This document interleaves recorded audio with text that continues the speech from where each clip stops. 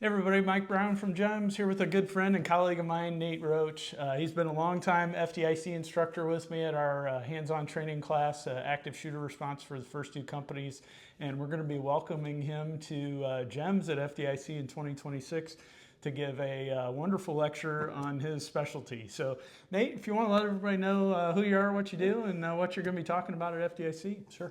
My name is Nathan Roach. I'm a physician assistant. I work in orthopedics. I work for Orthopedics Northeast in Fort Wayne, Indiana. I've been a PA and working in orthopedics for about 16 years. I've specialized mainly in sports medicine, but also I help cover our trauma program and take care of orthopedic trauma with our call and things like that. And so through the course of helping out with the hands-on training classes, and listening to Mike and the other people that we work with talking about giving lectures, felt like the orthopedic trauma side of things would be of some benefit to talk about in a lecture. And so my lecture is called From Scene to Surgery, EMS Role in Orthopedic Trauma. Really excited about it. Really, when fleshing it out, I really felt like I was trying to pull the curtain back a little bit of what happens after an EMS provider drops off an orthopedic trauma patient in the ER. What goes on past that? And so to just try to give some insights into that, and really hopefully bring in a lot of visuals, a lot of cool pictures of injuries and things that I've taken care of and our surgeons take care of. So yeah, really kind of excited about it. It's been humbling to try to research it and dig into the depths of stuff that I usually just do on a daily basis, but to bring it to FDIC this year. Yeah, absolutely, and I'm excited to have you there. It took a lot of convincing, but we were finally able to talk you into coming in and talking for a whole bunch of EMS professionals. But I agree. I think it's going to be a great way to pull back the curtain, and for us to kind of see some of what happens in the hospital after we drop the patients off. Yeah, and hopefully to show not just the surgery side of things, but then the outcomes. Of what happens to these people. We rarely get to see these people on their best day. And usually when we're seeing them, something traumatic or catastrophic has clearly happened and they're going to be changed forever. And I think it's important, everybody always says it's important to know the why and why you do the things that you do on scene to help us do things for the patient in the hospital in the OR suite, and how that affects them as they go on to live the rest of their life being permanently changed. Yeah, that's awesome. And could we actually unpack that just a little bit more? How our EMS care can really drive their clinical outcomes from your perspective. It's just a lot of people they'll have broken bones, and sometimes it's obvious. Sometimes it's a disfigured limb or a deformed limb.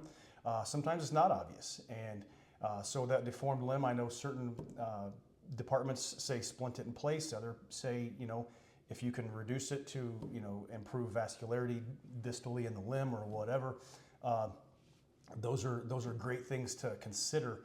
Oftentimes people have said, what's the most missed fracture? And in ortho bros, we make a joke and we always say the most missed fracture is the second one.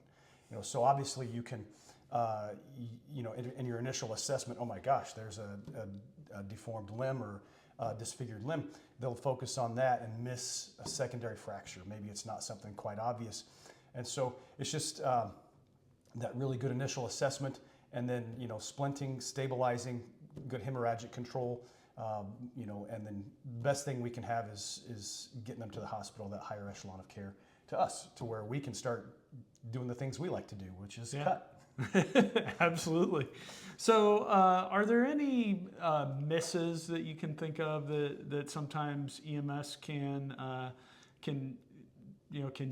have that affect those patients? Yeah, downstream? like I said, not getting hemorrhagic control quick enough would be one. Splinting is great, and like I said, and where we work, I don't typically have a whole lot of misses, but there are those pearls that say, splinting is great, but you can splint incorrectly with a good splint, making it too tight, which could cause the development of compartment syndrome, and not recognizing that compartment syndrome quickly enough that's a true surgical emergency where we've got to get them to the OR to release that pressure in that compartment. And so those are the things that I see would be a good pearl, not miss it.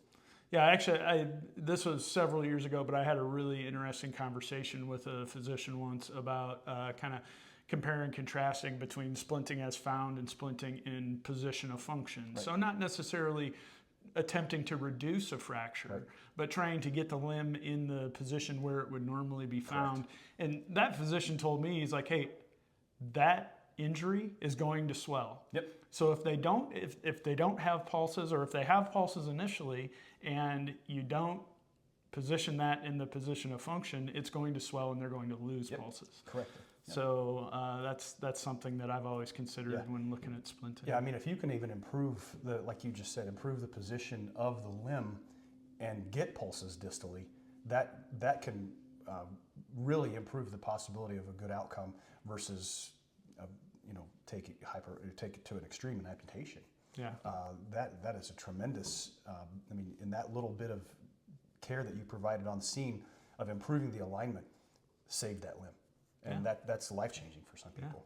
Yeah, absolutely. Yeah. Well, hey, I'm really excited for FDIC 2026. I know you're probably excited / nervous, right? I'm excited, but I'm a little nervous to be talking in front of a whole bunch of people and just a big dumb ortho bro that typically doesn't. I can talk in front of people, but hopefully just I'm real excited to be there, bring some of this to people, open some eyes, and share what I do with you guys. Because I mean, like I said, working with you guys at FDIC for all these years, I see you guys do the hard stuff.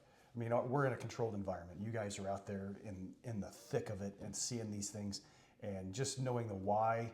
I think that really helps bring home knowing what you do and why we're doing it. Helps understand, helps improve that function. Yeah, absolutely. I couldn't agree more, and that's why we stayed on you for so long to get you to come and talk. So hey, make sure you catch us at FDIC in 2026, April 2026. We're looking forward to it. So thanks a lot, Nate. Thanks for being here. Thanks for having me. I appreciate it. Thanks for taking your time. After we're done, I'll thank you even more. All right, sounds great.